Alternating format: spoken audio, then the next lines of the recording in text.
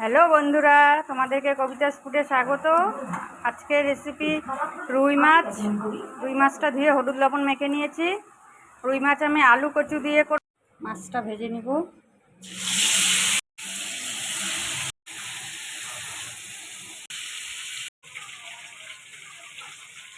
তার জিরা শুকনো লঙ্কা ফোড়ন দিয়ে দিচ্ছি, সাথে কেটে রাখা টমেটো দিয়ে দিচ্ছি,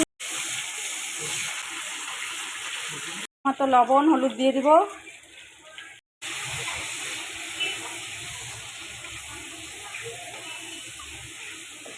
এক চামচ জিরার গুঁড়া।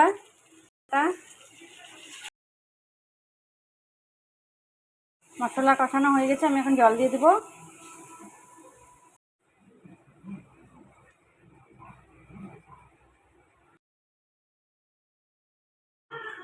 আমার মাছের ঝোল হয়ে গেছে, রুই মাছের ঝোল নামিয়ে নেব।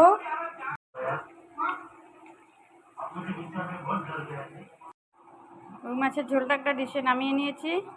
তোমাদের এই রুই মাছের ঝোলের ভিডিওটা ভালো লাগলে লাইক শেয়ার কমেন্ট সাবস্ক্রাইব করো। আমার ভিডিওটা কোথা থেকে দেখছে, কোন কান্ট্রি, কমেন্ট করে জানাবে।